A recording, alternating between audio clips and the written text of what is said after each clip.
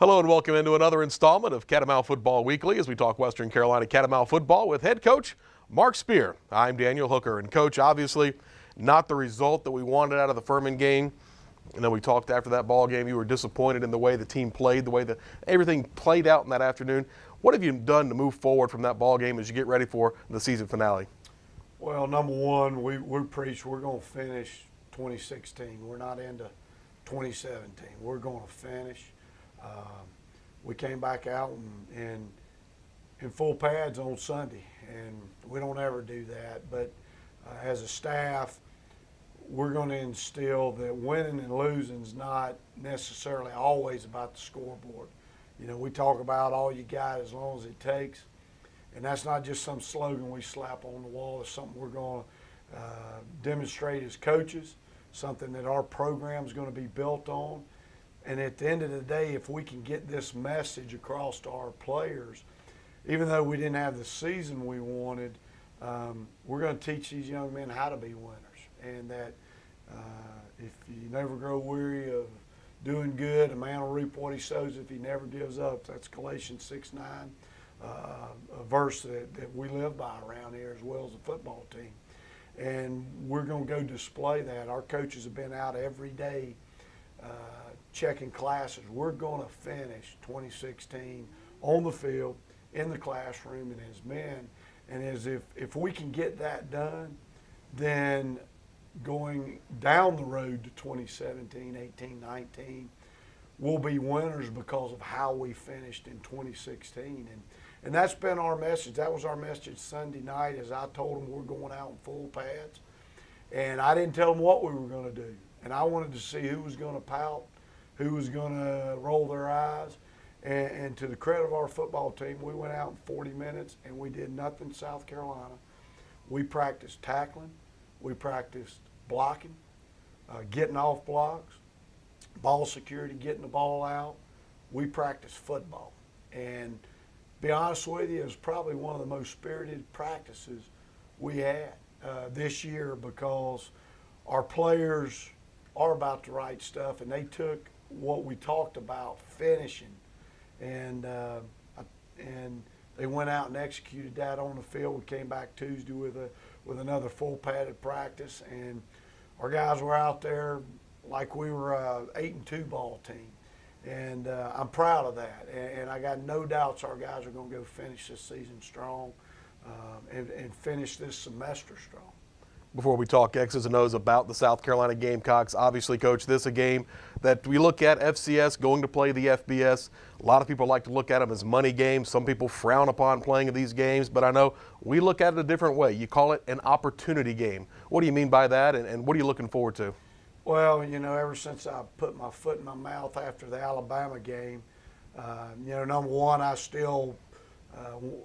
I wanted people to hear my message, and I think all they heard was me talking negatively, something that I regret about Kirk Herbstreit. But my message is still true that, you know, a game like this is going to provide half our scholarship budget for football. This one game, you know, 33 people are going to get to have a scholarship at Western Carolina University because of the money we do get from South Carolina, or do get from an SEC opponent. That's what's great about college football, is that a guy like Spearman Robinson, a guy like Trey Morgan, who are seniors that have meant so much to this program, who grew up either wanting to play at South Carolina or they were Clemson fans hating South Carolina, they're going to get to play their last collegiate football game, you know, at the University of South Carolina. You're playing against the best that this country has to offer in the Southeastern Conference. And our guys get to go see how they measure up. Whatever that scoreboard says, they get to go see, can I win enough individual battles against that opponent across from me? And if we get enough guys doing that, you never know what's going to happen in the fourth quarter. And our players, they embrace this opportunity. And when you're not talking about winning or losing or going down there and just hitting them in the mouth one time in the first quarter and then just go out there and earn a paycheck. No, we're going down there to play for 60 minutes. That's why we went out in full pads, because I wanted our players to know we're going to finish. We're going to finish, and we're going to finish academically. We're going to finish as men, and that's what we're going to learn from this 2016 season is we're going to finish. And what a great opportunity. South Carolina, this is going to be a big ball game for them, and I've let our football team know that. Number one, I'm sure Coach Muschamp is tired of hearing about Citadel in the Southern Conference. Even though he wasn't there, I'm sure he's getting a lot of questions about it, and I would please refrain from media people asking him anymore. I don't want him mad. But it's also an opportunity for them to become bowl eligible. And what an accomplishment for a first-year coach. You know, that's a big goal. And then just the fact I know Coach Muschamp and his competitive drive and passion, that we're just the next opportunity. You know, you know, he's been at Florida where Georgia Southern goes down there and has a big win. So we're going to get their very best shot, and we embrace that, because us moving forward and finishing out strong, we want their best shot. And we know we're going to get it. We know they're a good football team. And so I've answered this in a very long way, but it's important that our players and our fans know we got a good football team. We just haven't played well this year. And that boils down to my leadership as a coach. And I'm not waiting until 2017. I owe it to our Catamount Nation, this football program, to these players, that we're going to finish. And we're going to finish strong, and we're going to live up to our motto, all you guys, as long as it takes. Coach, you talked about some of the best shots, and I think some of the best shots we're going to see coming up on Saturday may take place during pregame. Talk about Sean Elliott, obviously the ties with Appalachian State, with you as an assistant coach alongside of him, but also two of your coaches that played under him. Well, we've had a lot of fun. I can tell you all week long, texting back and forth. Blake Gideon, our DB coach, played for Coach Muschamp at the University of Texas, then was a GA for him at Florida, at Auburn, at South Carolina. We hired him from South Carolina, so Coach Gideon's been texting back and forth with all of them. We've been texting back and forth with Sean Elliott, their offensive line coach. Sean and I coached together. I was the D-line coach. He was the O-line coach at App, and so, you know, we've been in the foxhole together, and Sean's one of my best friends in this profession. So you can imagine the text a bit that have been going back and forth this week. But, you know, way back, when John Holt and a guy named Kerry Brown were playing for Coach Elliott at Appalachian, it was one of those dead ball games that we were playing. I don't even remember who it was for, and Coach Elliott was trying to get them fired up. Well, Kerry Brown starts beating up on Coach Elliott, and we go out and play, have a great game that day. And that became a tradition. And John Holt and Kerry Brown and Pat Mills were all offensive linemen for Coach Elliott. And you know, Pat's our tight end coach and John our OL coach. And John and Kerry and them's motto became, if Coach Elliott ain't bleeding, we ain't winning. So I think Coach Elliott had a concussion before the Michigan game. I mean, that's true. He coached with a concussion. And we ended up winning, obviously, that ball game. And that tradition is carried on with Coach Elliott and his players at South Carolina. And, you know, our fans sometimes wonder, I'm sure they watch.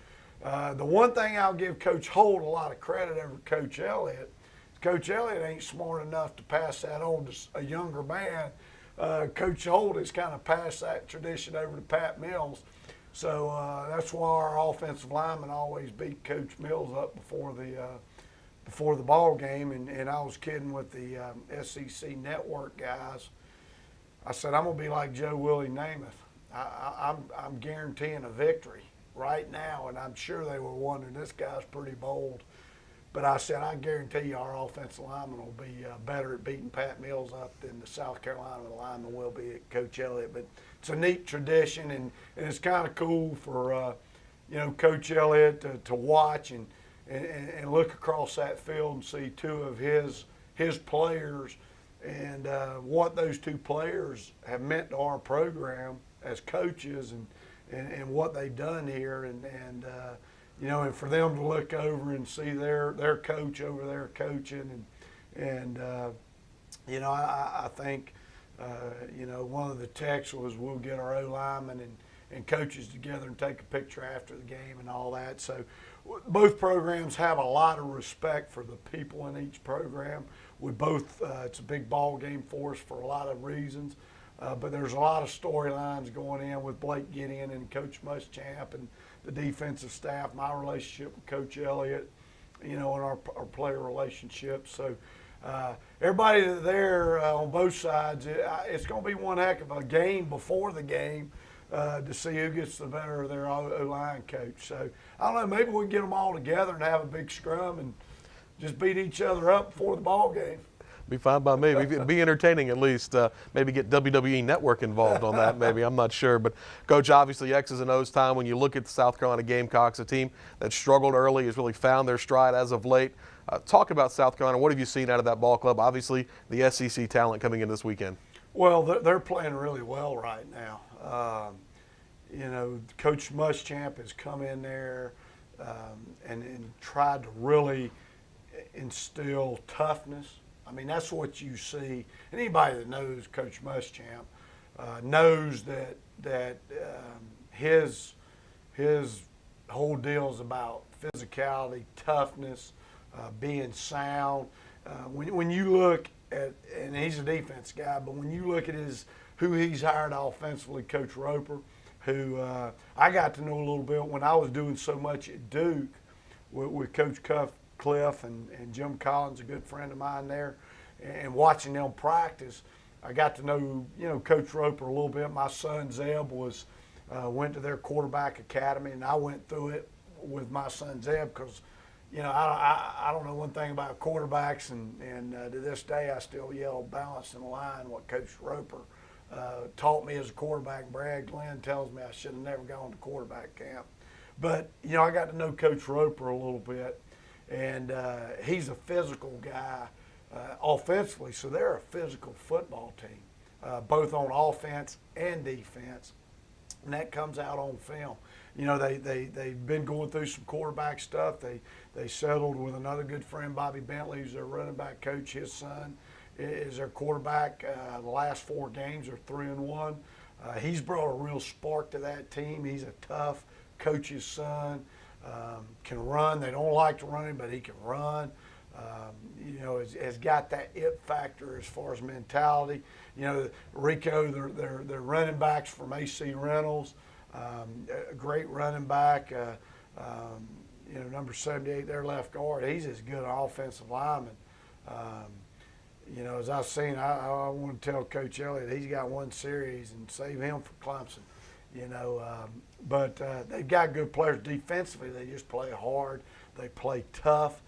Got a linebacker there in the middle, number 4 guy. He's a next level NFL kind of player.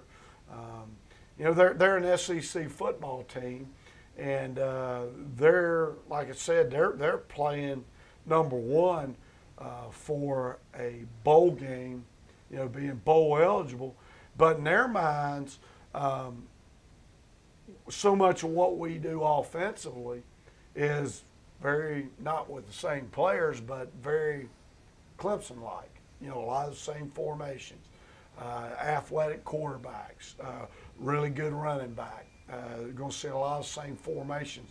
So for them, they're taking, in their approach, they've heard enough about, I'm sure, Citadel last year, going to a bowl game, and the similarities that we have to Clemson, their next opponent, their in-state rival, that I know they're treating this like they're getting prepared for Clemson. So,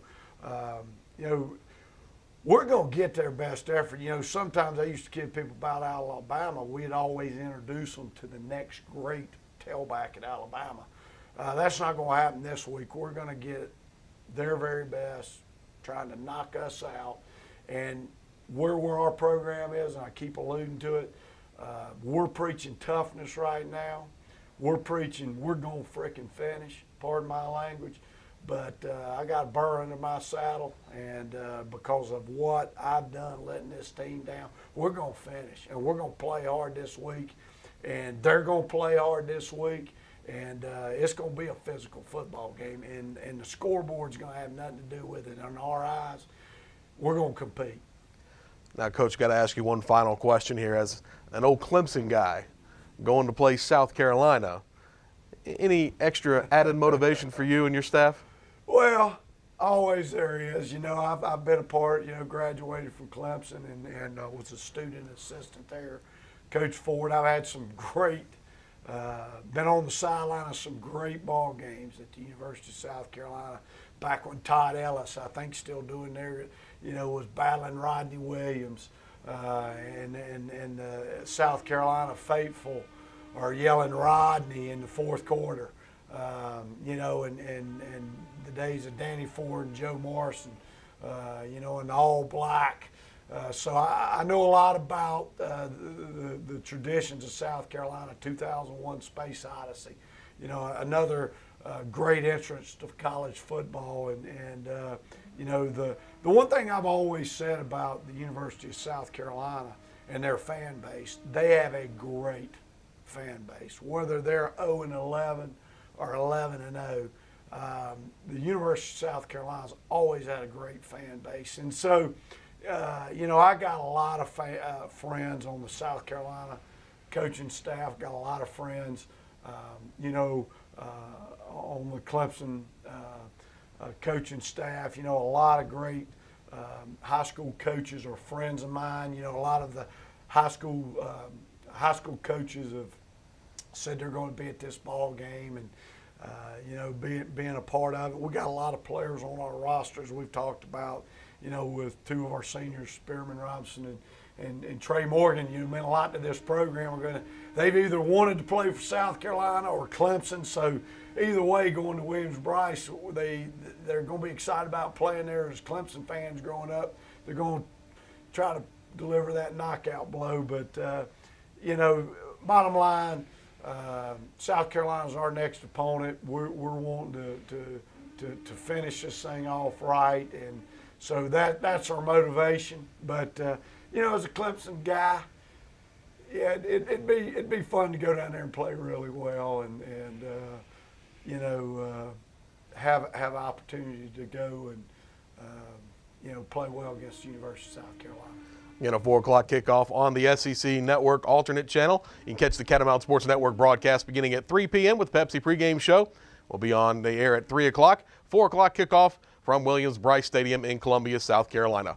For the coach, I'm Daniel Hooker saying so long for now.